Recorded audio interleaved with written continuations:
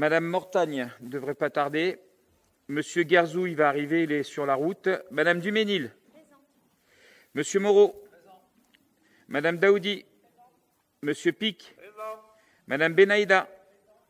Monsieur Zenaki. Madame Nézard, pouvoir à Monsieur Guerzou. Donc, toujours pareil, qui va arriver. Monsieur Suarez. Présent. Madame Serrail, pouvoir à Monsieur Zérizer, qui va arriver. Donc, Monsieur Zérizer va arriver. Madame Doison. Monsieur David. Monsieur Génie. Madame Camus-Philimon. Monsieur Elal.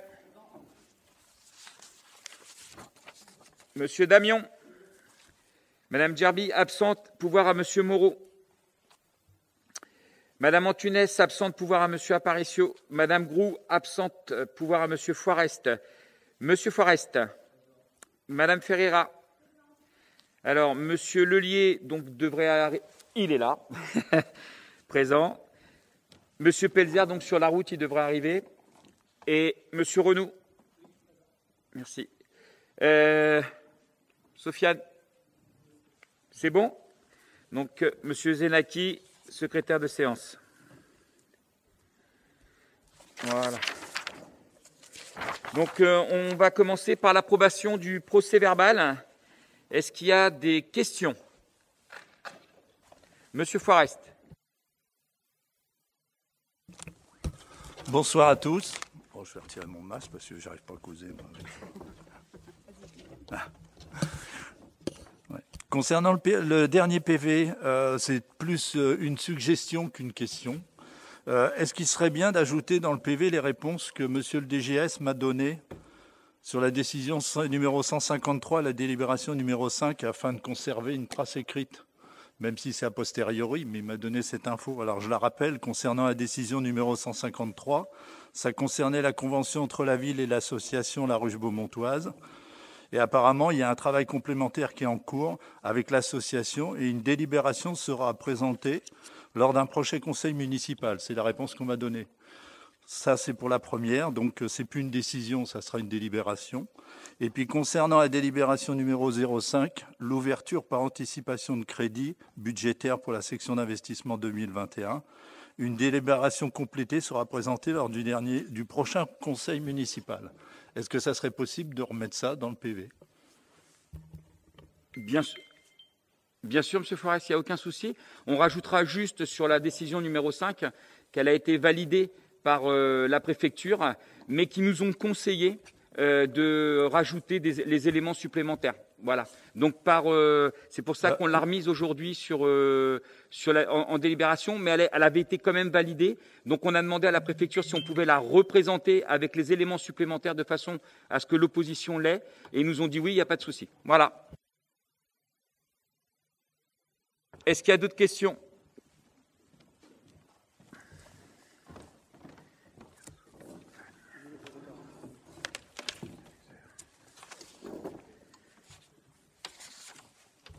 Donc on va passer au vote. Qui est contre? Qui s'abstient? Merci. Alors, le point suivant, les décisions. Est-ce qu'elles apportent des questions? Bien sûr, Mme Ferreira, allez-y. Alors, la première, c'est la décision 2020-156. C'est le marché de prestations de nettoyage de la voirie de la ville de Beaumont-sur-Oise.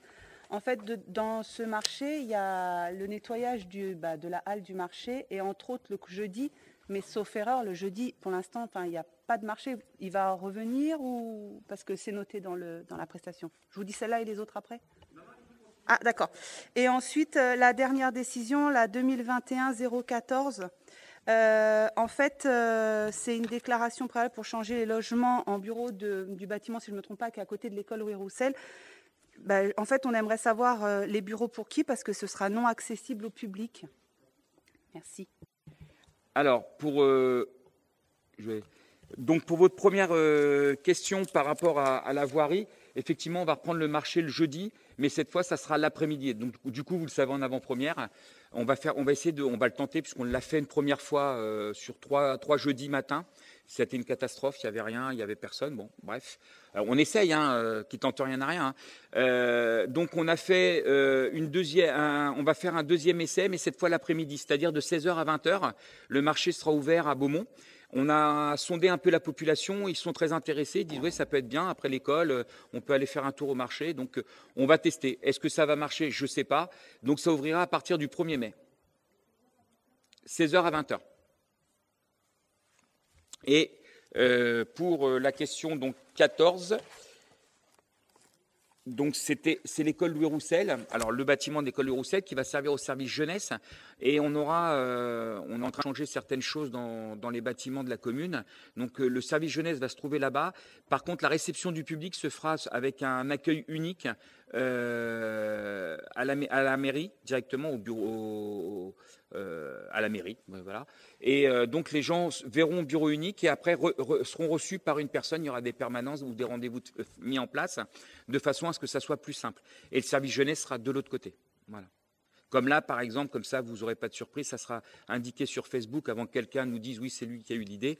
On va mettre en place une ou 2 semaines, on est en train de voir la faisabilité.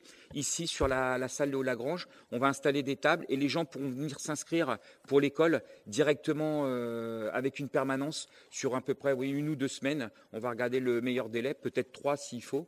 Ce que j'ai regardé, et pour les inscriptions, c'était un peu particulier. En plus, vu qu'il y a du monde en moins, c'est encore plus particulier. Voilà. Monsieur Forest. Oui, simplement pour le marché, si je puis me permettre, une suggestion. Est-ce que vous n'aviez pas envisagé de faire le marché le mercredi, puisque c'est la journée des enfants, il n'y a pas d'école, donc ça serait plus simple, au lieu que ça soit le jeudi, ça serait peut-être plus simple de le mettre le mercredi. Voilà, c'était une proposition. Alors, Monsieur Forest, on y a pensé. Je vous remercie.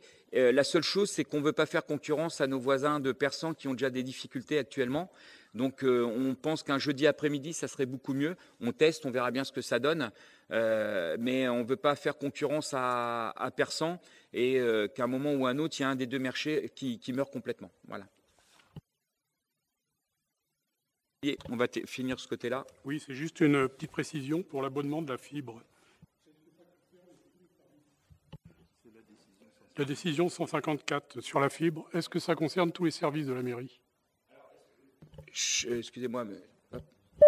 Voilà. Si vous avez bien regardé la décision, en fin de compte, on change le service qui est actuellement, qui est de la DSL, pour passer en fibre. Voilà, donc ça concerne tous les services de la mairie sans exception.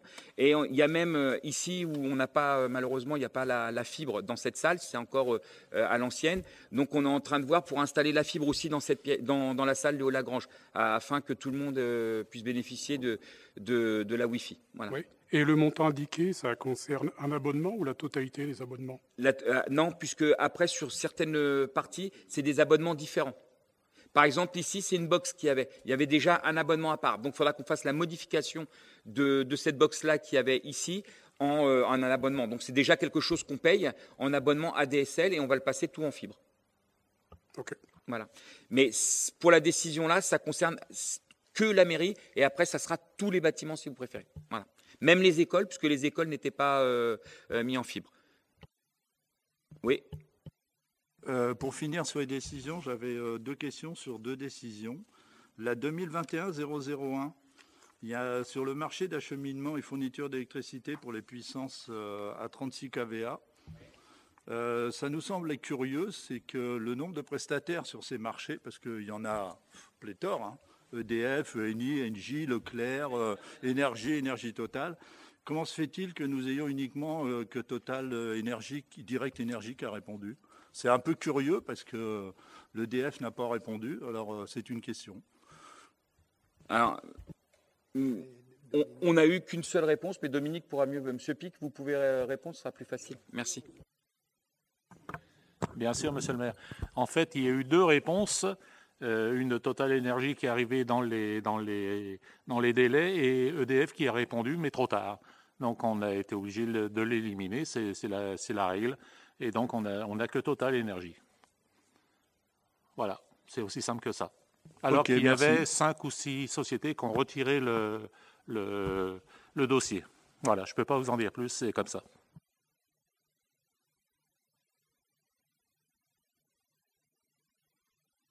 Je devais poser des questions, mais étant absent. Donc, pour l'instant, sur la 2021-010, sur le marché de prestations de maintenance et d'entretien de la rénovation des aires de jeu, vous indiquez qu'il y a un rapport d'analyse du 18 janvier 2021. Il n'apparaît pas dans la décision.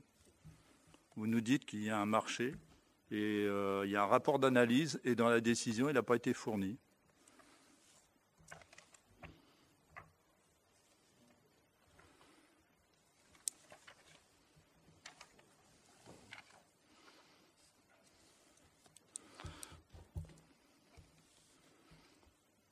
Et j'en profite aussi, puisque c'est l'occasion qu'on parle des marchés. Pour notre information, il y a eu depuis, donc vous êtes aux manettes depuis 7 mois, il n'y a eu aucune commission qui a été convoquée concernant les commissions d'appel d'offres et commissions finances. Donc on est assez étonnés, alors que vous avez passé plusieurs marchés. Alors, la réponse est très simple. Au niveau des marchés qui ont été passés pour les commissions d'appel d'offres, sauf erreur de ma part, tu me dis, Dominique, si je me trompe, je crois qu'il y en a eu 2 avec que 2 prestataires. Donc, il y a celui, la décision que vous avez vue avant avec le Colombier, qui était la seule société qui a fait, et pour Total Énergie. Voilà, ce sont les 2 commissions d'appel d'offres qui auraient dû avoir lieu, sauf qu'il n'y avait qu'un seul prestataire. Il y a celle en plus que je vous demande, puisqu'on n'a pas eu l'offre, sur les terrains de jeu. Vous dites qu'il y a une offre et puis elle n'est pas dedans. Alors, l'offre 2021-010. Ouais, l'offre, on vous la redonnera ultérieurement, parce qu'elle est oubliée au dossier, à la décision. Alors, sauf erreur de ma part, vu le tarif, je ne pense pas qu'il y a eu une commission d'appel d'offres. C'est un MAPA, donc voilà. J'ai pas besoin de vous expliquer, vous savez, M. Forest, vous avez l'habitude. Moi non, est-ce que vous pouvez expliquer, s'il vous plaît? En fin de compte, selon la somme qui est indiquée, c'est soit un bon de commande, donc trois devis de fait, soit un MAPA, donc là il y a pareil plusieurs devis et il y a quand même certaines choses de mise en place, et après l'appel d'offres complète où là il y a la commission qui se réunit et où on décide. Voilà.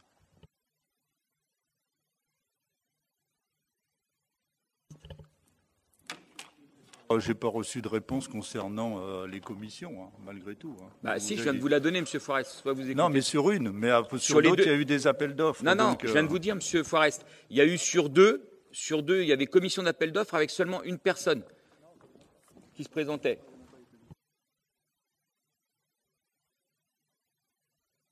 Comme ça, vous avez votre réponse, ce sont que des MAPA, donc comme ça, c'est réglé.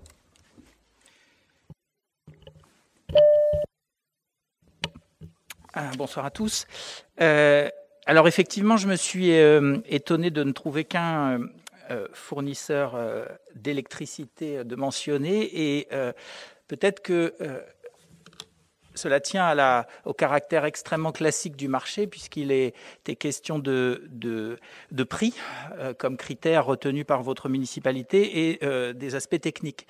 Il manquait un aspect que je considère, pour ma part, considérablement important dans la fourniture d'énergie, c'est l'écologie. Et ça nous aurait peut-être ouvert la possibilité de faire appel à des fournisseurs d'électricité beaucoup plus vertueux, parce que là, vous avez retenu le pire. Alors, vous allez me dire, c'était le seul parce que on n'est peut-être pas allé chercher certains qui pouvaient fournir autrement, mais là, d'après Greenpeace, d'après 350.org, c'est le pire. C'est le pire en termes de service commercial, c'est le pire en termes d'exploitation des hydrocarbures. Ça repose sur du pétrole, sur du gaz non conventionnel, sable bitumineux, tout ce que vous voulez, ils y sont. Évasion fiscale, etc. Lobbying pour freiner la transition écologique. Donc je regrette qu'une municipalité qui s'affiche comme sensible à l'écologie choisisse le pire en ne retenant que des critères qui sont ceux de n'importe quelle autre municipalité peu soucieuse ou pas soucieuse d'écologie. Sur la décision 2021-06, c'est Alors, il y a 2 ou 3 décisions qui se ressemblent un peu autour du pass, de l'accès de la jeunesse aux prestations culturelles. Je m'étonnais un peu du caractère complexe finalement de la procédure. Il était question dans certains cas de remplir des documents, d'aller chercher le pass, de payer le pass pour ensuite avoir accès à des gratuités. Compte tenu de l'offre relativement modeste sur le plan culturel et sportif de notre ville, et évidemment néant ou quasi néant en ce moment du fait du Covid, je m'étonnais qu'on n'encourage pas davantage l'utilisation, la fréquentation des lieux de culture et des événements culturels et sportifs, en se passant complètement de passe et en considérant que les 11, je ne sais plus quel âge vous avez retenu, quelle tranche d'âge, en tout cas que la jeunesse, elle ait accès gratuitement à tout ce qui se fait de culturel ou de sportif sur notre ville. Ça ne va pas chercher loin. En plus, vous introduisez un séjour gratuit. Enfin, il faut payer un pass pour avoir accès à un séjour gratuit. Enfin, c'est se compliquer la vie. Et compliquer la vie, ça veut dire à la fois un petit peu de temps d'agent, et ça, c'est aux frais du contribuable, mais c'est aussi exclure en fait une partie de la jeunesse, parce que plus vous mettez des obstacles qui peuvent paraître simples quand on a des parents qui ont accès au capital culturel nécessaire, qui s'informent, qui vont pas lâcher parce qu'ils ont le temps pour ça, mais en tout cas, vous allez exclure une partie des enfants qui pourraient être concernés par ces avantages-là. Donc voilà, je trouvais contradictoire le moyen avec l'intention. Pour la décision 2021-007, le tarif de 11 € par semaine me paraissait un peu élevé pour les familles populaires ou monoparentales, puisque c'est quand même chaque semaine. Et je me demandais pourquoi il n'y avait pas un tarif en fonction des ressources des parents, un tarif adapté, comme pour d'autres prestations. Sur les aires de jeu, effectivement, le rapport me manque également et m'aurait permis peut-être d'avoir les réponses. Je n'ai pas compris si ça incluait les jeux des écoles, je suppose que oui. Je n'ai pas compris pourquoi, depuis des mois, il n'y a pas eu réparation des jeux de l'école maternelle Jean Zé. Je répète ma préoccupation pour l'absence de jeux dans la cour de maternelle de la Fontaine-Bleue. Et vous avez choisi de ne pas faire figurer au procès-verbal d'un des derniers conseils municipaux l'échange que j'avais eu avec votre adjointe, Madame Mortagne, à ce sujet. Je regrette de ne pas avoir d'explication complémentaire sur ce traitement inégal finalement des écoles de Beaumont et la négligence qui me semble problématique de ce temps scolaire important qui est la récréation dans un environnement qui stimule l'intelligence et la psychomotricité. Décision 2021-12 sur l'école Jean Zé. Vous m'avez répondu à plusieurs reprises qu'il n'y avait pas d'argent, qu'on n'avait pas gagné au loto, que donc on ne pouvait pas créer de postes, de profs, qu'on ne pouvait pas faire des jeux, qu'on ne pouvait pas végétaliser les cours, qu'on ne pouvait même pas y réfléchir. Par contre, on peut mettre des clôtures de 2 mètres pour empêcher les attentats et les intrusions. Alors, effectivement, quand on dit ça comme ça, personne n'a envie. Mes 2 enfants, mes 2 filles, il se trouve qu'elles sont à l'école Jean Zé. J'ai pas envie qu'on les enlève et j'ai pas envie qu'on les assassine. Je suis allé regarder quand même ce que vaut ce risque, ce double risque de l'attentat et de l'intrusion. Attentat dans les écoles, 0. Intrusion dans les écoles, quasi 0. Enlèvement d'enfants à l'extérieur de l'école, très faible, mais c'est à l'extérieur de l'école que ça survient. Et ce sont, si la plupart des enlèvements d'enfants ayant lieu dans les alentours des écoles sont effectivement empêchés, c'est parce qu'il y a présence d'adultes, éventuellement de la communauté scolaire. J'ajoute que si vous voulez vraiment empêcher ce risque d'enlèvement d'enfants qui n'est pas nul, mais presque, mais qui est important, nul, je veux dire 0, eh bien c'est le renforcement de la communauté scolaire et le maintien des enfants à partir du CP et alors que la loi ne les y oblige pas, à l'intérieur de l'établissement scolaire tant que les parents ne sont pas là. J'ai en effet trouvé un enfant de CP de l'école Jean Zé qui a attendu 20 minutes devant ma maison, qui est à 10 mètres ou 20 mètres de l'école Jean Zé, dans le froid, en vain, ses parents, jusqu'à ce que, m'inquiétant de sa présence prolongée, j'aille lui parler et puis je le ramène à l'intérieur de l'école. En CP, il n'avait pas de portable, il ne pouvait pas appeler ses parents et heureusement, l'école les a prises. enfin la récupérer. Mais voilà, je suis déçu qu'on trouve de l'argent pour des clôtures et pas du tout pour renforcer l'éducation de nos enfants, qui me semble l'échec un risque bien plus important que les attentats et les intrusions.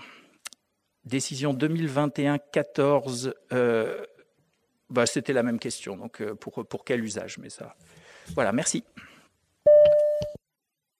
Monsieur Renou, je vous pose une question. Vous avez une assurance voiture? Oui. Vous avez eu des accidents? Oui. Ah, bon, vous êtes un mauvais conducteur, tant pis. Moi, j'en ai jamais eu, mais je la prends parce que je prévois la sécurité. Vous voyez ce que je veux dire? Oui. C'est qu'on met une clôture, excusez-moi, on met une clôture, monsieur Renou, c'est parce qu'il y a toujours un risque. Le risque zéro n'existe pas, quoi qu'il arrive. Alors, en plus, c'est un projet cœur de ville, donc qui a déjà été mis en avant donc qui était préparé. Là, il y a la continuité du service, puisque ça avait été fait par l'ancienne municipalité. Et on a une subvention à hauteur de 70 ou 75% par rapport à cette clôture qu'on ne peut pas remettre sur autre chose. D'accord? Donc on est obligé, c'est prévu comme ça, donc on le fait, on met une clôture sur les écoles. Ça nous coûte quasiment rien à la commune. Donc c'était le travail de l'ancienne commune, hein, donc je rends à César ce qui avait été fait par César. Donc voilà, il y a des clôtures qui vont être mises. Elles vont être mises sur Janzay et sur Kergomar, parce que là pour l'instant c'est Janzay et après on fera Kergomar. Aujourd'hui il y en a besoin, parce que il faut savoir que le côté maternel est dangereux. Le côté maternel est dangereux. Il y a plein d'ouvertures au niveau des buissons, donc les enfants se faufilent derrière. J'ai été voir sur place directement, donc vous habitez à côté, vous devriez voir plus souvent. Donc il y a un risque à n'importe quel moment. Et vous me dites si je me trompe, Monsieur Forest et Madame Ferreira, on a eu une intrusion sur Kergomar il y a 3-4 ans, à peu près, que le monsieur se trimballait sur les toits de Kergomar. Voilà, donc ça a été sécurisé tout de suite, le nécessaire a été fait, mais les risques zéro n'existent pas, quoi qu'il arrive. Donc moi je préfère protéger les enfants pour le moment. Pour l'éducation, je pense que les enseignants font un bon travail. Il y a des choses qui sont mises en place actuellement, que ça soit par la mairie, avec les éducateurs, alors les animateurs, parce que les éducateurs c'est autre chose, les animateurs, il y a d'autres choses qui sont mises en place par les enseignants. Pour l'instant, les enfants ont une très bonne éducation au terme qui doit être utilisé par l'éducation nationale. Donc moi, ça me va très bien. Ça me va très bien. Pour l'instant, ça fonctionne bien. Alors je sais, vous allez me dire, oui, mais il y a des classes à 31, il faudrait mettre 2 enseignants de plus par classe. Ouais, mais c'est pas comme ça que ça marche et vous le savez très bien. C'est juste le fait de pouvoir exister qui vous permet de vivre comme ça. Et j'aurai d'autres réponses après à vos questions, parce qu'en fin de compte, c'est bien que vous anticipez sur les questions que vous m'avez posées par mail. Donc, je vous y répondrai. Il y a d'autres choses. Donc, ça devient une habitude. Du moment que vous n'avez pas la réponse que vous voulez, obligatoirement, c'est faux. Donc, c'est un petit peu dommage, monsieur Renaud. Et en tout cas, vous nous garantissez donc qu'avec ces clôtures, il n'y aura plus jamais d'intrusion, ni d'enlèvement, ni d'attentat, ni rien du tout. Parce que sinon, après, vous allez faire quoi? Des miradors, de l'électricité, des gardiens avec des chiens? Enfin, Comme je vous ai dit, le risque zéro n'existe pas. Par contre, si on ne fait rien, un jour, on se sent coupable. Mais bon, ce n'est pas le cas de tout le monde. Oui, en plus. Vas-y, Isabelle.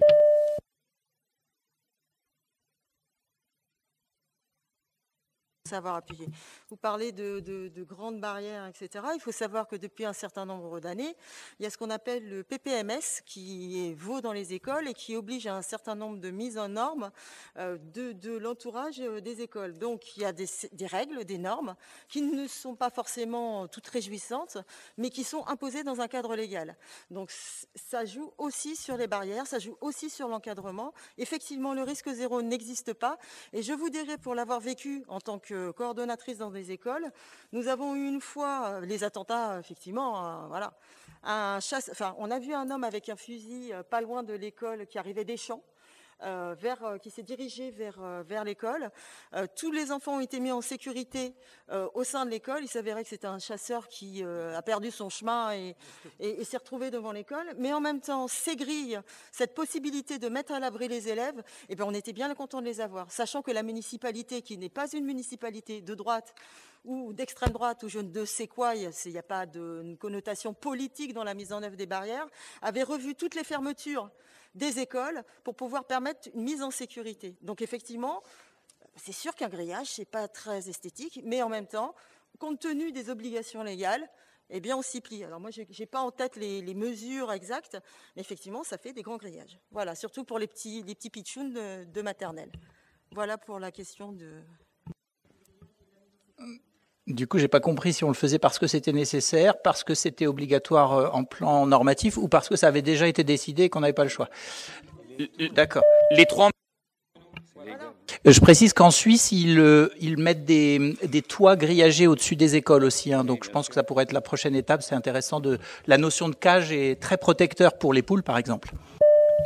Monsieur Renou, après, dans certains endroits, en Russie, par exemple, quand on n'est pas content, on s'en va. Voilà. D'accord ? Et encore, je suis gentil. On va continuer. Donc, on va passer aux délibérations. J'ai pas eu les réponses des autres questions. Alors, délibération suivante. Donc, c'est sur la convention. Monsieur Guerzou. Alors, comme vous pouvez bonsoir à tous et à toutes, surtout à tous. Comme vous pouvez le constater, je suis un peu maladroit. J'en suis désolé. Donc, pardon. Très bien. Donc, merci Monsieur le Maire. Je vais donc vous présenter en fait la convention type de mise à disposition en fait des locaux municipaux pour les associations.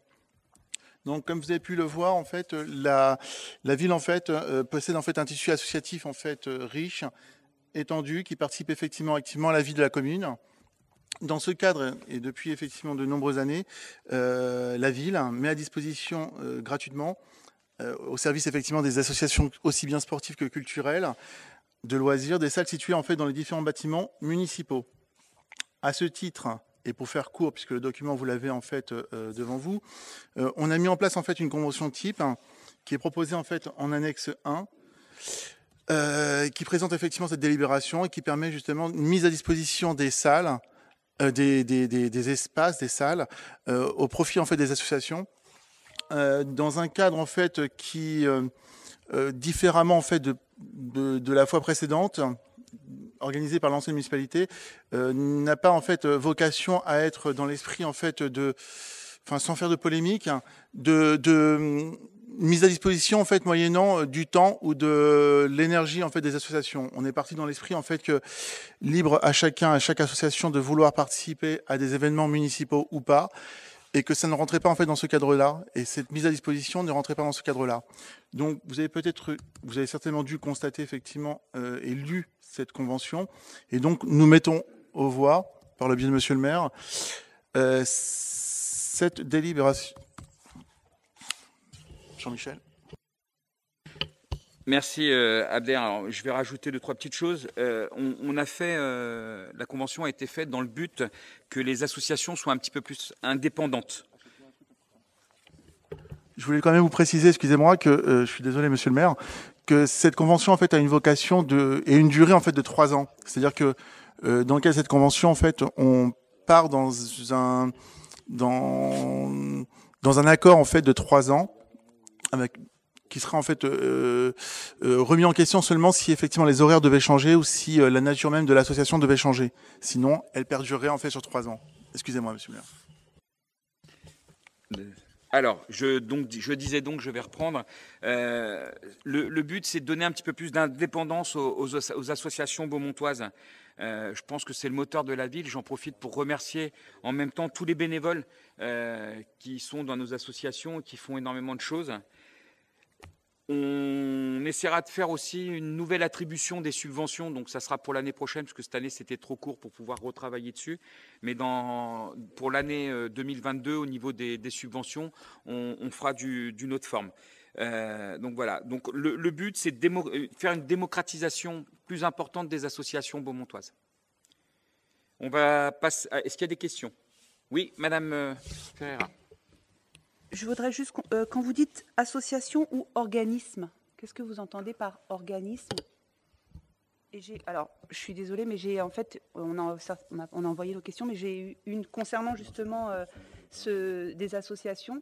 Il y a une association, alors je ne sais pas si c'est maintenant qu'il faut que je pose la question, que j'ai vue ce matin en fait, et du coup le CPE qui a droit d'avoir une salle à disposition, justement, et apparemment, on ne lui en donne pas pour que ce soit équitable, apparemment, par rapport aux autres associations. Et du coup, elle m'a demandé si j'allais au conseil, comme il n'y a pas de... ils ne peuvent pas assister le public, elle m'a demandé si je pouvais poser la question. Alors, je suis désolée, je l'ai su tout à l'heure, j'ai le mail là, de tout à l'heure, donc c'est pour ça que je vous pose, et comme ça avec la convention. Répondre, parce que, en fin de compte, M. Guerzou et M. Laurent David les a reçus. M. Aubray était là aussi.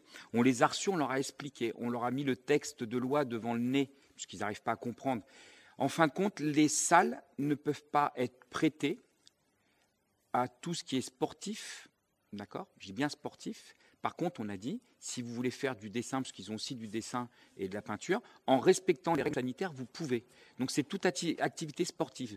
Et, alors, ils ont essayé de jouer sur les mots en nous précisant que eux font de la danse et c'est de l'artistique. Sauf que dans le document, il est bien précisé. Toute forme de sport, y compris la danse. C'est bien marqué, c'est marqué noir sur blanc. Donc, il y a un décret qui le précise comme ça. Donc, ni le CEP, ni autre activité de danse qui aurait sur Beaumont ne pourra utiliser une salle. Après, s'ils ont de la peinture, du dessin, ils peuvent, il n'y a pas de souci. Ils ont l'accord pour le faire. Par contre, pour le reste, ils n'auront jamais l'accord. Et après, c'est pareil. Même si demain, on me disait, oui, la danse, parce que c'est de la danse classique, eux peuvent. Allez, je vais prendre cet exemple-là. Comment, au niveau crédibilité, alors danse classique a le droit de faire, et danse moderne n'aurait pas le droit de faire, donc on ne leur prête pas de salle. Vous voyez ce que je veux dire? C'est pareil, il y a une question de crédibilité aussi. De toute façon, le gouvernement a dit tout ce qui est sport en intérieur et danse y compris sont interdits. Donc à partir de là, il n'y a pas de souci et il n'y a pas de discussion, je vais dire, réelle sur ça. Et je vous dis, si c'est pour faire du dessin ou de la peinture, ils peuvent utiliser la salle. Et on leur a dit. Il y a un mail qui leur a été fait, qui leur a été envoyé. Attends. Oui, Mme Ferreira. Allez-y, Mme Ferreira. Ce que je ne comprends pas, c'est qu'en fait, ils ont, si vous prenez le décret du 15 janvier 2021 de la DRAC, ils ont le droit de pratiquer dans une salle. Enfin, elle m'a tout envoyé. Alors, je vous dis ça, moi, là, pour le coup... En fin de compte, Mme Ferreira, demain, je peux vous envoyer une jurisprudence qui va dire autre chose, d'accord? Là, on a le décret qui est du 19 janvier. C'est dommage, je ne l'ai pas pris avec moi, il est dans mon agenda, il est au bureau. Je pourrais vous l'envoyer, où il précise bien, et justement, c'est pour ça qu'ils l'ont modifié. Celui-ci est du 15 janvier, l'autre est du 19, et ils l'ont modifié en précisant bien, parce qu'il y en a qui ont essayé de jouer sur les mots, en disant que la danse n'était pas un sport, mais c'était de l'artistique. Et donc, dans le nouveau décret qu'ils ont sorti, ils ont bien précisé, non, danse y compris. Et ils ont bien mis danse. Hein. Vas-y, Abder.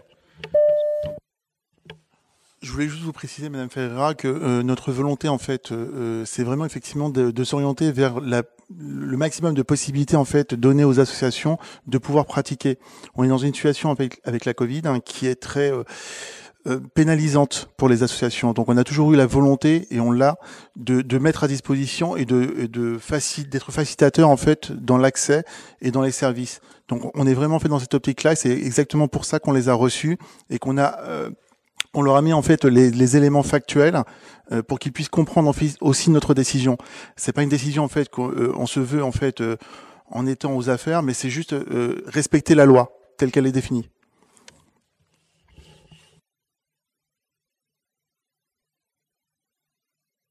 Et pour préciser en fait, comme le disait en fait Monsieur David. En fait, il y a deux aspects. Monsieur le maire l'a précisé également. Il y a la partie en fait danse et il y a la partie en fait art plastique. L'art plastique, en fait, on leur a mis à disposition une salle et la partie danse, effectivement, n'était pas possible pour les raisons que Monsieur le maire a indiquées. Mais ça démontre bien en fait notre volonté de vouloir justement, effectivement, œuvrer en faveur des associations. C'est pas comme ça qu'ils l'ont compris. C'est pour ça que je vous dis ça. Ils ont vraiment compris que pour que ce soit équitable pour toutes les associations, donc eux n'y auraient pas accès. Non plus, comme les autres, comme le basket, comme l'escrime, comme voilà. C'est juste ça, mais je vais leur dire. Je suis désolé. Merci, Monsieur le maire. Je me permettrai aussi effectivement à ce moment-là prendre contact avec eux pour leur dire à nouveau. Ça fera peut-être double usage, mais voilà. Merci. Donc voilà, en fin de compte, nous on refuse pas les salles, on obéit à la loi, on va dire tout simplement. Mais je vous enverrai le décret du 19 janvier, d'accord? Voilà. Oui, en fin de compte, si par hasard, ça soit autre chose qu'une association qui voudrait un prêt de salle, donc on pourrait prêter la salle. Par exemple, un parti politique comme vous êtes considéré comme groupe politique, on va dire, et pas association. Si demain vous demandez une salle, vous aurez droit à un prêt de salle. Par exemple. Voilà, par exemple.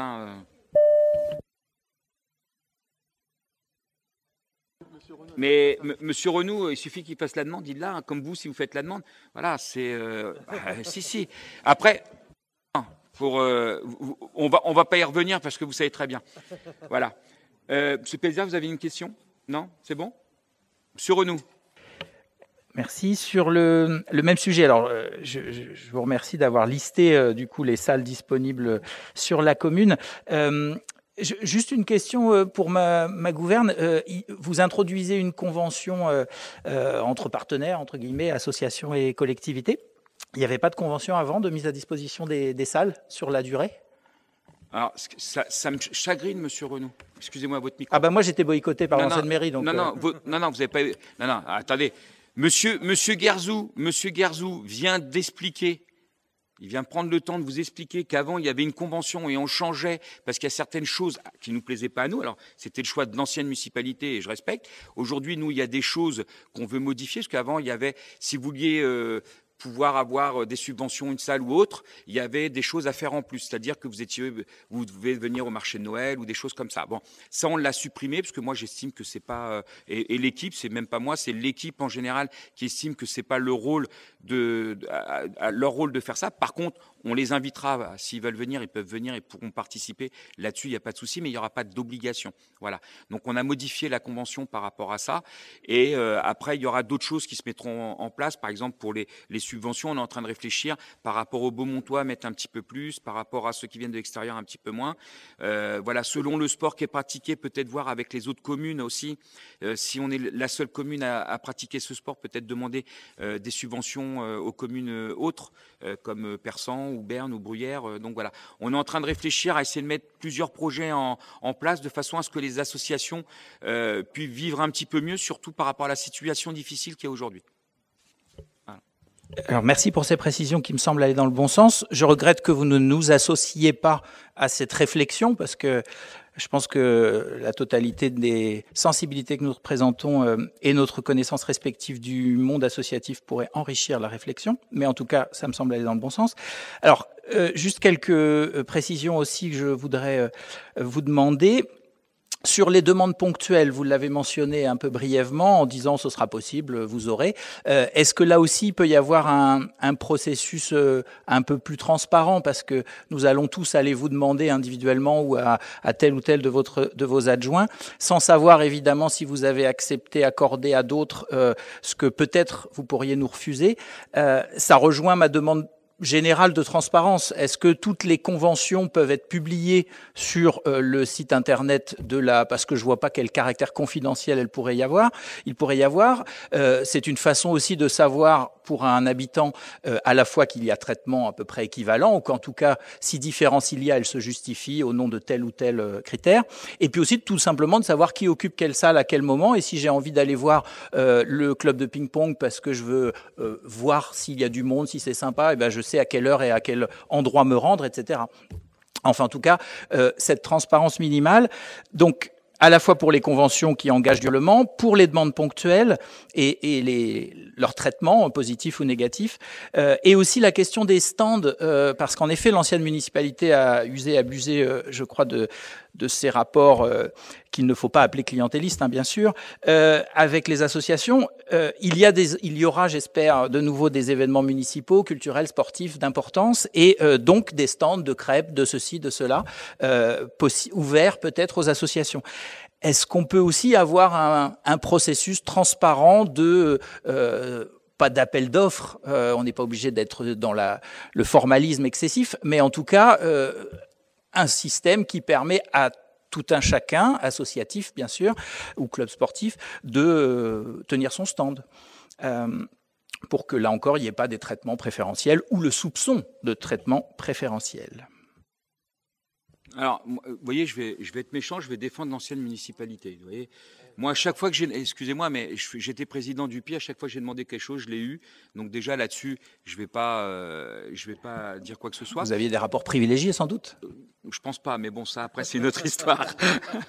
Moi non. Voilà. Après, je vous ai déjà expliqué, mais je crois que ça vous avez du mal à le comprendre, et c'est un peu dommage. Quand j'étais président du PI, je crois que Mme Ferreira pourra me contrarier si elle le veut là-dessus. Un jour, on m'a posé la question en conseil municipal, mais M. Aparicio, vous y étiez à la réunion en tant qu'UPI. J'ai répondu à Mme Ferreira, oui, mais j'y étais en tant qu'UPI. Et moi, aujourd'hui, en tant qu'opposition, je ne représente pas UPI, je représente le conseiller municipal. Et c'était Mme Mortagne qui avait posé la question à l'époque. Il faut faire une chose, c'est que il y a la politique, d'accord, et il y a les associations derrière. J'ai été président du judo, secrétaire du judo, j'ai jamais mélangé. J'ai été président du PI, j'ai jamais mélangé. J'allais aux réunions, je parlais aux réunions de ce qu'il fallait parler, et il y a même des fois où j'étais obligé de remettre certaines personnes à leur place en disant non, on ne parle pas de ça ici, ça ne concerne pas l'association. Donc il faut savoir faire la part des choses. Donc je pense qu'à l'époque, je me trompe peut-être, mais quand on vous a refusé certains stands, c'était par rapport à Beaumont en commun, parti politique. Même si vous dites que ce n'est pas un parti politique, aujourd'hui, moi, excusez-moi, c'est le constat que je fais, c'est que vous êtes présenté aux élections municipales sous le nom Beaumont en commun, donc c'est un parti politique. Donc voilà. Donc je pense que c'est comme ça que ça vous a été refusé à l'époque. Aujourd'hui, en tant que parti politique et membre de l'opposition, si vous nous faites une demande de salle, nous vous prêterons ces salles. Il ne faut pas qu'il y ait d'abus, bien sûr.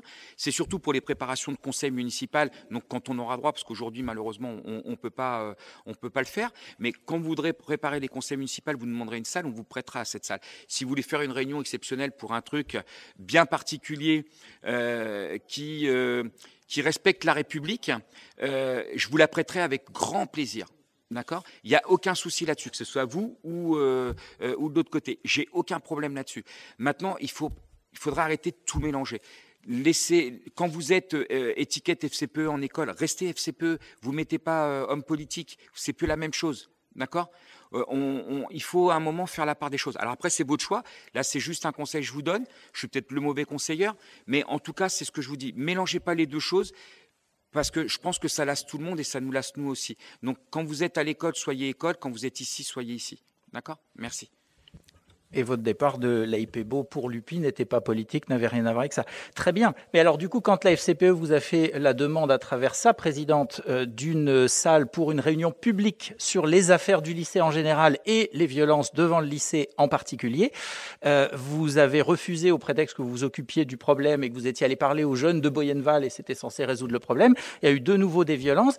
Je ne comprends toujours pas pourquoi et au nom de quoi vous avez refusé à une association de parents déclarée tout ce qu'il y a de plus conforme l'accès à une salle pour parler de ce qu'elle veut, y compris le lycée si c'était son choix, et même s'il y a un représentant de l'opposition en son sein.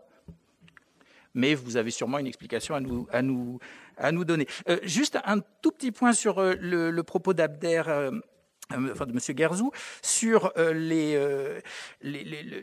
3 ans, ça me paraît de bon augure, effectivement, de faire signer pour 3 ans. Ça réduit, en effet, le risque de dépendance envers la mairie. Mais pourquoi 3 ans Et ce qui m'inquiète, c'est, je cite votre propos, si la nature de l'association devait changer.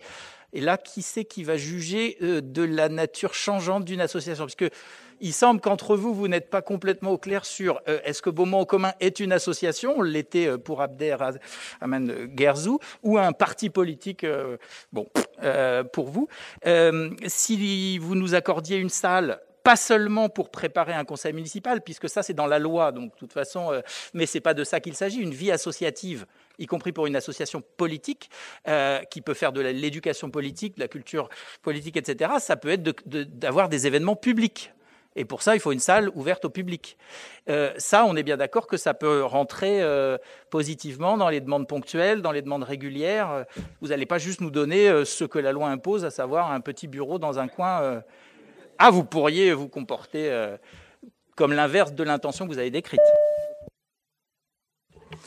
Juste pour préciser, excusez-moi, juste pour préciser, Monsieur Renoux, Le fin mot de ma pensée et de ce que j'ai dit, pour éclaircir donc la chose.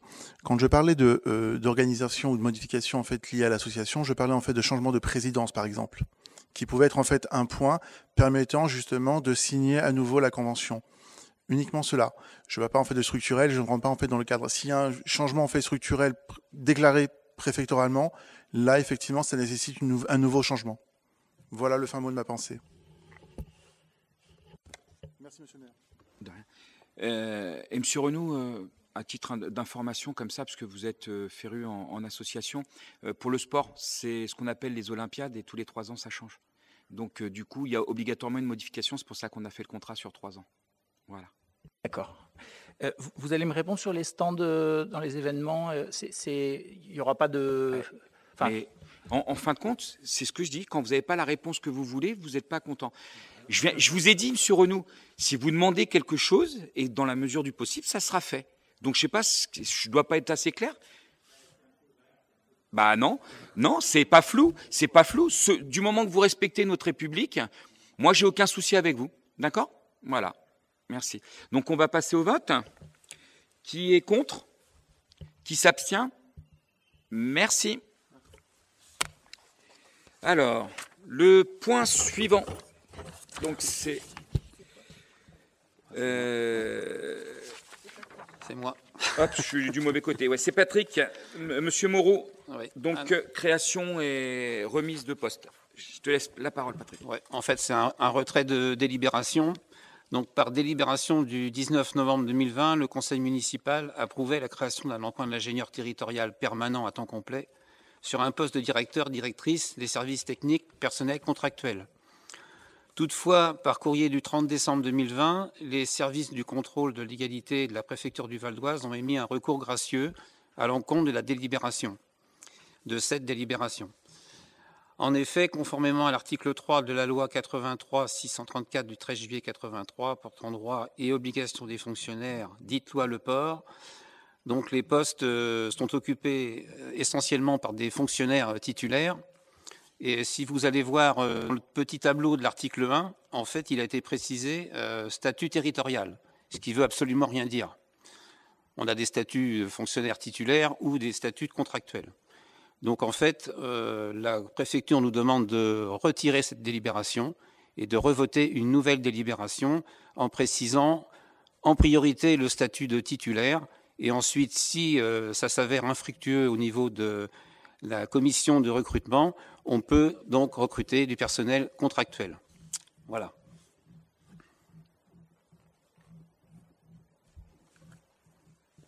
Merci. Est-ce qu'il y a des oui, questions? on vote le retrait de la délibération. Est-ce qu'il y a des questions? Non. Donc c'est juste le vote du retrait de la délibération. Qui est contre? Qui s'abstient? Merci. Monsieur Moreau, pour la deuxième partie. Alors, en fait, le corps de la délibération ne change pas. C'est juste dans l'article 1, en fait, il est précisé le statut de titulaire. Voilà. Donc ça a été vérifié par la préfecture. On a fait un petit va-et-vient avec la préfecture et les services de la commune. Voilà. Merci, monsieur Moreau. Est-ce qu'il y a des questions? Alors moi, j'ai des informations à donner. Et alors après, il y aura une question concernant justement cette création de poste. Alors, je vois que la nouvelle délibération portant sur la création de poste du poste d'ingénieur territorial permanent à temps complet sur un poste de directeur des services techniques. Alors, malgré que les corrections que vous y avez apportées, cette délibération reste toujours illégale pour 2 raisons. Premièrement, la date d'effet de la création du poste ne peut pas être rétroactive, ça c'est la loi, et doit être définie en respectant les délais de publicité. Vous ne pouvez donc recruter avant que la délibération soit exécutoire. Or, vous indiquez une date d'effet au 1er décembre 2020. Un acte ne peut prendre effet à une date antérieure à celle où il devient exécutoire. Après, deuxièmement, la délibération mentionne également le fondement juridique du contrat à durée déterminée, qui pourra être conclu, donc un CDD à l'article de la loi du 26 janvier 1984 que vous indiquez, mais aussi le niveau de recrutement et de rémunération de l'emploi créé. Or, vous n'indiquez que le grade de référence de l'emploi et la grille de rémunération du grade. Alors on pose la question, quel est le niveau de diplôme et d'expérience requis par le poste? Et après, je donnerai votre attention sur 2 points. Ce qu'il faudrait, c'est qu'on vous enjoint de respecter le principe d'égal accès aux emplois publics. Ça, c'est le premier point. Et le deuxième, considérer que le conseil municipal n'est pas une chambre d'enregistrement. Nous n'avons pas vocation à délibérer en faveur d'actions déjà réalisées, que ce soit en matière de recrutement ou dans d'autres domaines.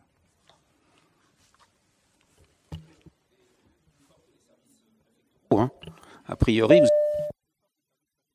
oui, je suis désolé, mais elle est encore illégale. Ah oui, ben non, moi, je ne suis pas d'accord, puisque cette délibération, elle a été visée par les services avant de vous la repasser en conseil. Voilà, c'est tout ce que je peux vous répondre.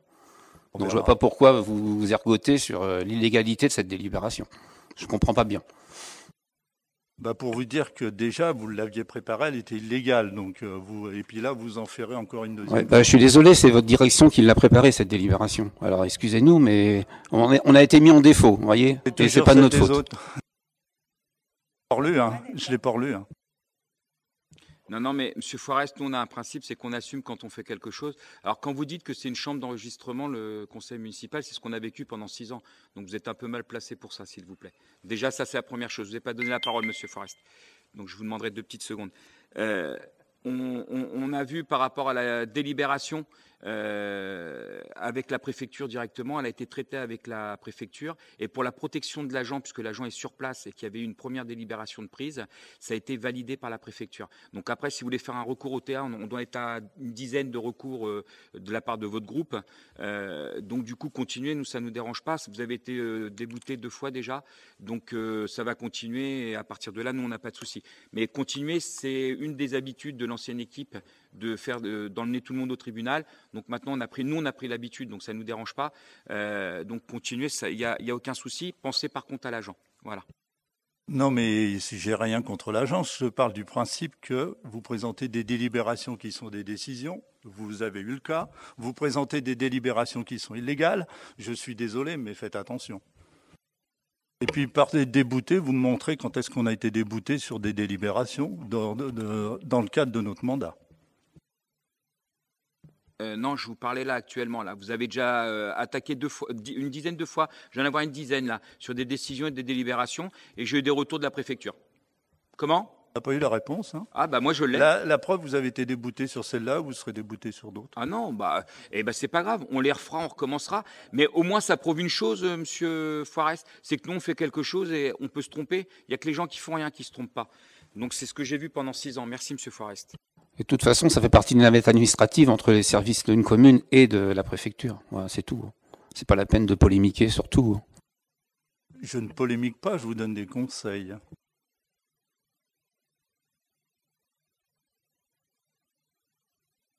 Merci, on va faire passer au vote. Qui est contre? Qui s'abstient? Merci.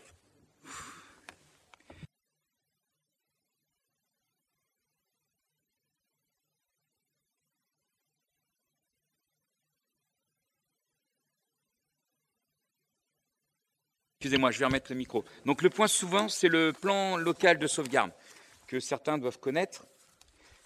Alors, il a été demandé par la préfecture en urgence de réaliser ce plan de sauvegarde communal, ou plan communal de sauvegarde, puisqu'il n'y en avait pas. Donc on était en infraction par rapport à la loi, donc il aurait dû être là depuis quelques années. Il a été redemandé, parce que du coup je vais faire sortir les courriers, il a été redemandé en 2018, toujours rien, 2019, toujours rien. Et là, on a reçu une injonction de la préfecture de le faire rapidement. Donc, on a donné un délai à la préfecture de le sortir avant le mois de mars. Donc, chose qu'on a faite. Alors, il y a une partie qui avait été faite. Il y avait quelques pages qui avaient été faites. On a repris ce qui avait été fait. On a été voir aussi ce qui se faisait sur les autres communes pour avoir un plan d'ensemble. Et donc, on a été obligé de sortir ça en 1 mois et demi à peu près, le plan communal. Donc, il rassemble plein de choses. Inondations, risque de gonflement, risque de tempête, risque de verglas, et qu'est-ce qu'on doit faire dans ces cas-là. Voilà, c'est ce que nous impose la loi. Alors il y en a plusieurs, il y en a plus d'une dizaine, il y en a 11 exactement, dont les menaces terroristes, Monsieur Renaud, vous voyez. Donc voilà. Alors par contre, on a un avantage, on ne l'avait pas ce plan de sauvegarde, mais on s'est super bien débrouillé, comme quoi on peut faire des erreurs, mais il y a d'autres qu'on ne fait pas. On a eu, la première chose qu'on a eue, on a utilisé le plan de sauvegarde qui n'existait pas, donc on s'est débrouillé tout seul et on l'a bien fait. C'est le feu à Boyenval, où donc on a mis... l'hôpital a mis en place une cellule psychologique rapidement dès que ça a été demandé. La Croix-Rouge était sur place. On a ouvert l'école de la Fontaine-Bleue. On a reçu les familles là-bas et on a pu les accueillir correctement. Donc ça fait partie du plan communal de sauvegarde. Deuxième point qu'on a eu, c'est une forte odeur en centre-ville. Donc certains bâtiments ont été évacués, certains logements aussi, commerces ont été évacués également. Donc on a fait un périmètre de sécurité. On a réussi à faire. On avait ouvert la salle Léo Lagrange puisque l'école Pauline Kergomar avait été évacuée. Donc ça a très bien marché, on n'avait pas de plan de sauvegarde, on a réussi à s'en sortir. Et le dernier, qui a eu lieu, c'est le phare, où une odeur suspecte au niveau du phare. Donc pareil, plan de sauvegarde mis en place. Donc on a emmené tous les enfants ici qui étaient super contents parce qu'ils avaient de la place pour courir. Donc ils étaient bien. C'était juste une odeur de peinture qui avait été déversée, qui était remontée dans l'immeuble. Donc rien de grave. Donc tous les enfants étaient regardés. Il n'y a pas eu de problème avec les enfants. Il n'y avait qu'une dame qui avait un peu mal à la tête. Et ça s'est super bien passé. Donc malgré qu'il n'y avait pas de plan de sauvegarde, on s'est super bien débrouillé. Donc merci à toute l'équipe, puisque du coup toute l'équipe était présente, que ça soit nous en tant qu'élus, mais aussi tous les gens des services, les agents qui étaient présents et qui nous ont donné un coup de main pour que ça fonctionne bien. Donc le but, c'est de mettre au vote ce plan de sauvegarde. Je ne vais pas vous le lire, il y a 151 pages. Donc voilà. Oui, il n'y a pas de souci, Monsieur Forêt. Est-ce qu'il y a des questions ? Moi déjà, alors sur ce que vous avez dit, il y avait un plan de sauvegarde qui existait, qui a été élaboré par un stagiaire pendant 6 mois. Donc j'ai retrouvé des pages qu'il avait donc écrit et puis qu'il avait rédigées. Hein, donc il y avait les 3/4 qui étaient faits. C'est vrai qu'il n'a pas été édité parce qu'on n'a pas eu le temps de le faire puisque c'était le dernier travail que je devais faire. Hein, mais ce plan de sauvegarde existait. Donc je sais pas, j'ai vu des planches qui ont été reprises venant de ce stagiaire. Donc c'est pour vous dire que ce plan existait et on n'a pas eu faute de temps. Alors après sur les remarques sur le document. Alors c'est vrai que c'est difficile d'en faire l'analyse en si peu de temps. Hein. Alors moi j'aurais bien, là je vous rejoins. Ça aurait été bien de le diffuser avant. Ça aurait été bien qu'on puisse se le regarder, qu'on puisse se le consulter, parce qu'en 2 jours, regarder un document de 150 pages, c'est assez indigeste. 5 jours. Donc. Et puis dans le document, alors après, ce qui me gêne un peu, c'est que dans le document, et là je parle assez de documentaire, c'est que vous avez dans ce document, sur les 145 pages, je parle des 100 premières pages, admettons, hein, parce que le reste ce sont des annexes, vous avez introduit des noms de personnes, des numéros de téléphone. Alors, la question que je me pose, c'est que pour l'aspect documentaire, si la personne s'en va, c'est nominatif, vous avez le numéro de téléphone, il va falloir rééditer un plan de sauvegarde systématiquement à chaque fois qu'il y a quelqu'un qui part, puisqu'il fera 100 pages. Donc ça me semble mal structuré. Ça, c'est une première remarque. J'aurais préféré travailler par annexe, comme vous l'avez fait une grande partie. Hein. Donc sinon, c'est difficile à maintenir. Après, sur le fond, et puis en plus, j'ai regardé un petit peu, ce qui m'a fait sourire, c'est le détail descriptif des prix du matériel en comptant les cuillères. Et puis, je ne sais pas si c'est un apport supplémentaire pour un plan de sauvegarde. Je ne sais pas ce que ça apporte, des pages en plus. Et puis la remarque sur le fond, je trouve dommage qu'il n'y ait pas de tableau sur la pandémie Covid-19. Qui est différente de la pandémie grippale, puisque les règles et les protocoles sont différents. Ça aurait été bien de le rajouter. Voilà, c'est mes seules remarques.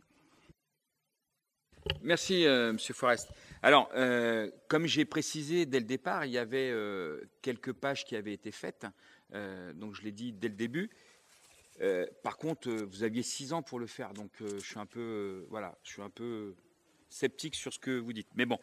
Alors, sur le Covid, c'est pas prévu. Sur les petites cuillères, par contre, c'est prévu, Monsieur Forêt. C'est dommage, c'est ce qui démontre que vous n'avez pas dû travailler beaucoup dessus pendant ces 6 ans. excusez-moi, Monsieur Forest, vous n'avez pas dû travailler beaucoup dessus pendant ces 6 ans, puisque le prix des petites cuillères est une obligation de le mettre par rapport à différentes choses.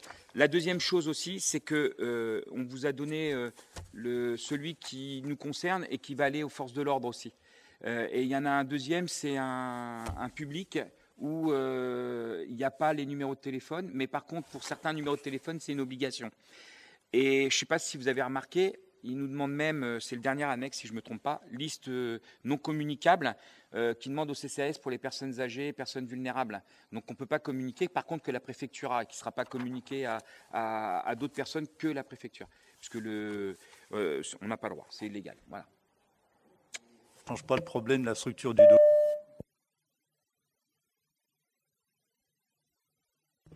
Que je comprends très bien, mais là je vous parle du corps du document principal.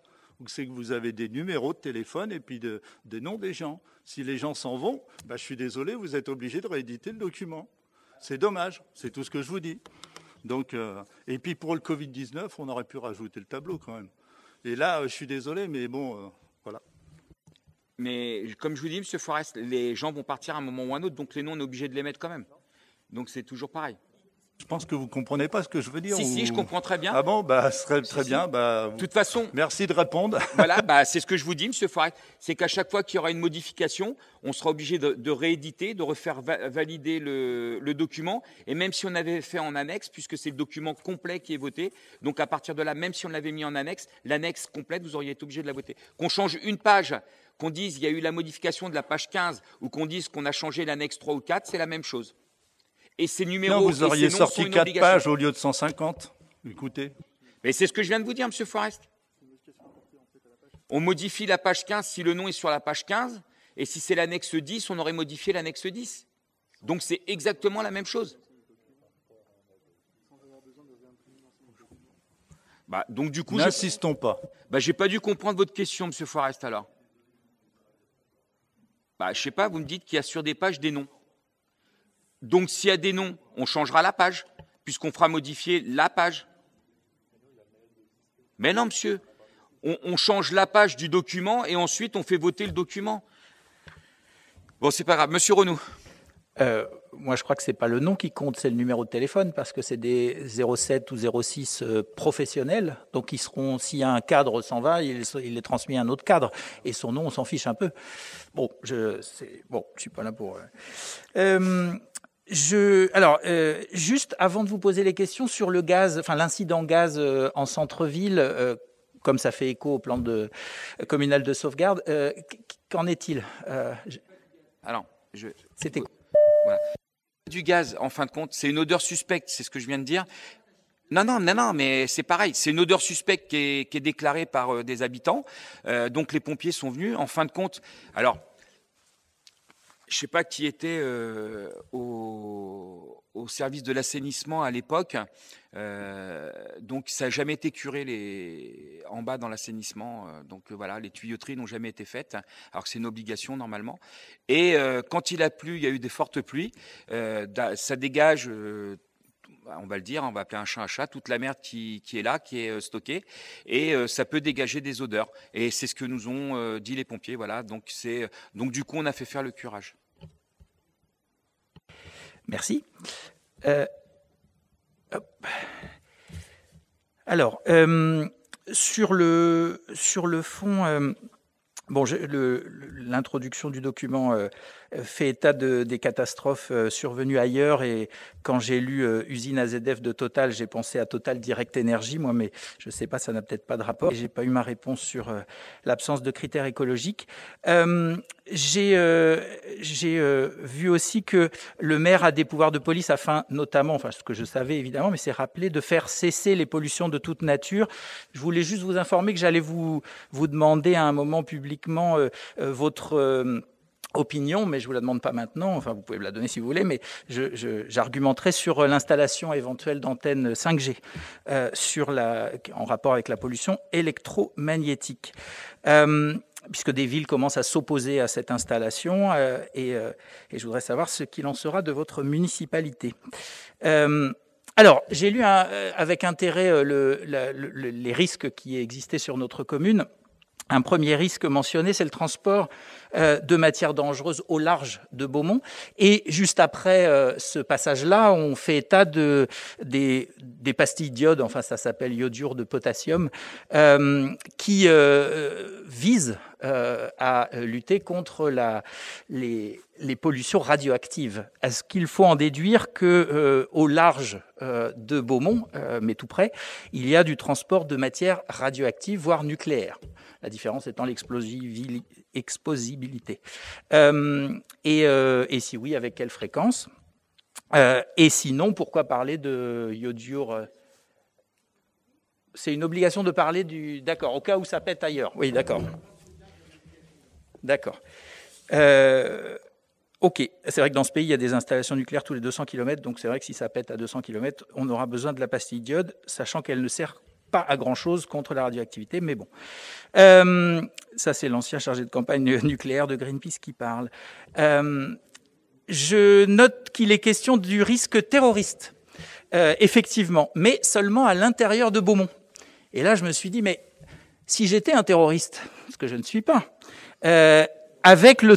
Ben oui, bien sûr, puisque je ne respecte pas la République, comme vous le suggériez implicitement, il y a transport de matières dangereuses au large de Beaumont, plutôt que d'aller à l'école Jean Zay escalader une barrière de 2 mètres, ce qui c'est faisable quand même, hein, eh bien, je viserais un de ces transports de matières enfin pas forcément radioactives, mais en tout cas dangereuses.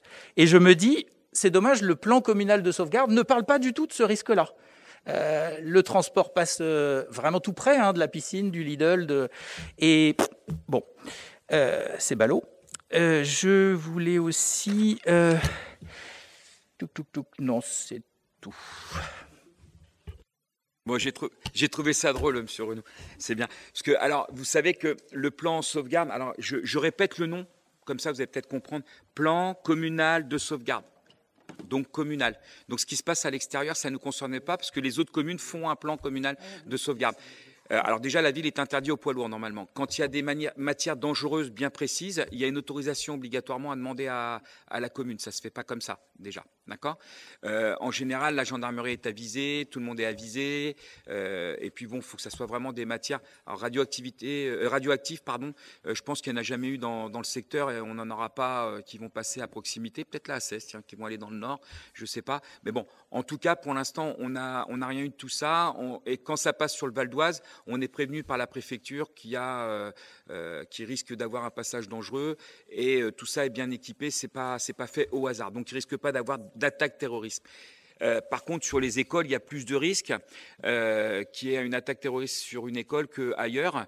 Donc, on est obligé de le mettre. C'est toujours pareil. C'est sur la loi. Ils vous disent, voilà, il faut que vous prévoyez ça, ça, ça, ça. Donc, on a fait tranquillement. On a fait ce que nous a dit la loi. C'est-à-dire, elle nous indique qu'il faut mettre pour les attaques terroristes, donc dans les écoles, dans les magasins, ça peut être n'importe où. Donc, on nous a dit que le sol était argileux à Beaumont, donc fallait voir pour les gonflements, voilà, et ainsi de suite. Donc, on prépare le document par rapport à ce que nous dit la loi et non pas par rapport à ce que nous on a envie. C'est toujours pareil. Il y a des règles à respecter, on les respecte. Donc, le plan de sauvegarde, il doit être défini comme ça, et donc on l'a défini comme ça. Et on a pris tout le plan qui était imposé par l'État. Voilà. Oui, vas-y Isabelle. Et pour revenir sur votre allusion aux grandes grilles et les attaques terroristes, sachez que dans les écoles, dans le cadre du PPMS justement, il y a des exercices qui sont faits régulièrement, notamment suite au problème AZF Toulouse, pas total parce que je ne rentrerai pas dans la polémique, qui font que l'on fait des exercices réguliers au sein des écoles, des collèges, des lycées, par rapport à un risque de déversement de produits toxiques ou de déchets radioactifs ou autres. Donc il y a des scénarios qui sont proposés aux écoles et qui permettent de mettre en place des systèmes de prévention, d'application de plans dans des scénarios qui nous paraissent un peu... j'allais dire rocambolesque, ce que vous disiez, quelqu'un qui a un attentat, quelqu'un qui escalade la grille, mais sachez que nous, on est tenu de faire ça dans les établissements scolaires au moins 3 fois dans l'année. Et donc les parents normalement sont informés par les équipes de direction des établissements pour pouvoir mettre en place ces exercices de façon à ne pas créer un sentiment de panique. Mais ces exercices-là, ils existent. Et donc on a attentat, intrusion, risque sanitaire avec ces produits-là exactement. Et on a des démarches bien particulières protocolaires à suivre. Donc voilà, c'est pour rebondir sur vos propos. Merci Isabelle. Allez-y, monsieur. Et je suppose que ça suffirait bien par rapport à l'installation des clôtures. Alors, je voulais parler à propos de ces risques, de deux risques. L'un qui est mentionné dans le plan communal de sauvegarde, les mouvements argileux, les mouvements du centre-ville. Je voulais parler cette fois de prévention. C'est pas le propos, mais je profite de l'occasion pour faire état des inquiétudes d'un certain nombre d'habitants de notre ville, dont forcément vous avez eu écho, qui ont eu des affaissements, qui ont eu un certain nombre de difficultés dans leur logement, et qui peut-être sont en danger, puisque le plan communal de sauvegarde dit qu'il y a possibilité d'effondrement brusque de bâtiments sur un certain nombre de zones plus ou moins clairement définies. Est-ce que, en termes de prévention cette fois de ces risques, et non pas de gestion de ces risques, il y a quelque chose à faire au niveau de votre municipalité? Est-ce qu'il y a une réflexion qui est menée? Est-ce que, alors un travail avec les assurances, un travail avec les habitants, de la consolidation, je ne sais pas, au moins une analyse du problème, de son étendue, etc., avant qu'on ait à déplorer une catastrophe et à devoir en gérer les conséquences. L'autre problème, c'est un risque qui n'est pas défini parce qu'il n'est pas brutal. J'avais relevé avec l'émission Cache Investigation de la fameuse journaliste Élise Lucet, qui, il y a 3 ans maintenant, j'avais interpellé l'ancienne municipalité à ce sujet, que en France, on avait eu coutume, à un moment, de construire des écoles maternelles et primaires, notamment sur d'anciens lieux industriels. Dont on avait parfois oublié même l'existence, parce qu'il s'était passé parfois 1 décennie, 2 décennies, 3 décennies entre la construction de l'école et la fin du lieu industriel. Et il se trouve que dans notre ville, on a 2 écoles qui sont construites sur des anciens sites industriels. Et les services de l'État étaient venus à Beaumont pour étudier la réalité, ou l'éventualité, d'un risque de pollution à petite dose quotidienne, donc c'est pas la même chose qu'une catastrophe naturelle, pour les enfants. Ils avaient considéré qu'à l'école Jean Zay, le revêtement, etc., était OK et qu'il fallait maintenir une vigilance, mais qu'il n'y avait pas de danger. En revanche, pour Pauline Kergomard, il avait été question de revenir. Ils étaient revenus. Ils avaient constaté qu'il y avait un niveau de dangerosité, en tout cas des mesures de certains polluants importants qui étaient susceptibles de passer dans les poumons ou le sang des enfants quand ils jouent dans la cour et dans les bâtiments également. Mais ils n'étaient pas allés jusqu'au bout de leur démarche parce qu'apparemment, ces polluants, ces sources de pollution provenaient du bâtiment privé juste à côté de l'école. J'avais fait un article dans le Beaumont commun, le MAG, qui avait été distribué. J'avais interpellé la municipalité, et ce que je vous affirme est dans un document public, certes discret mais pas secret, qui figure sur le site du ministère de l'Environnement, en tout cas qui figurait à ce moment-là, et donc c'est de notoriété publique. Bon, je n'ai jamais eu de réponse évidemment. Je me demandais si quelque chose pouvait être fait par votre municipalité. Ah ben ça tombe bien, on va déménager l'école Pauline Kergomard au CNEFASES. Donc une fois que ça sera fait, on n'aura plus ce problème-là. Voilà, première chose réglée. Comment? Si, mais... Alors je note qu'il y a aussi des habitants dans le coin sur cette source de pollution. Je faisais simplement une remarque à monsieur Renaud. Je suis né à Beaumont, j'ai fait ma maternelle à l'école Jean Zay, puis après j'ai été au collège à côté de l'école Kergomard. Je ne pense pas avoir eu des séquelles sur le terrain, pourtant je l'ai gratté le terrain, je peux vous dire que je l'ai gratté. Parce que vous êtes suffisamment doué en biologie moléculaire pour savoir que si dans ce que je ne vous souhaite pas, dans 5 ans, vous développez un cancer, ce sera parce que vous avez été à l'école Jean Zay. C'est formidable, hein, bravo. La science a progressé fortement avec vous. Encore des remarques comme ça et on avance. Du coup, excusez-moi. Avec les vôtres, on avance au grand galop. Je vais rien dire. Bon, allez, On va reprendre Excusez-moi, c'est le ministère de l'Environnement qui dit ça, c'est pas Xavier Renaud. On va reprendre, s'il vous plaît, on va reprendre le cours des choses. Donc, j'ai bien entendu, monsieur Renaud. J'ai oublié votre première question, excusez-moi, mais par contre, vous faites très court. La prévention du risque dû au mouvement de terrain en centre-ville notamment. Alors, on le connaît, il y a eu pas mal de choses de mise en place par rapport à ça à l'époque. Hein, ça fait déjà pas mal d'années. Il y avait même une association qui avait été créée sur tout ce qui est cave, souterrain, sous Beaumont. Malheureusement, elle n'existe plus, donc c'est un petit peu dommage. Mais on connaît, il y avait des plans qui avaient été établis, il y a plein de choses qui ont été faites.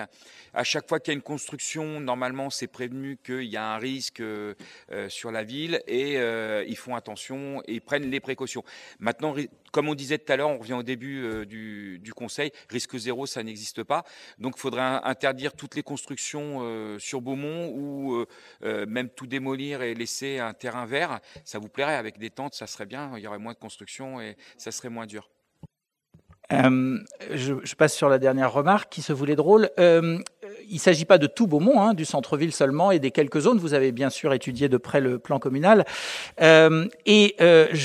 Pour les nouvelles constructions, il paraît difficile d'en mettre beaucoup dans cet endroit-là. Par contre, je vous ai surtout posé la question pour les constructions existantes.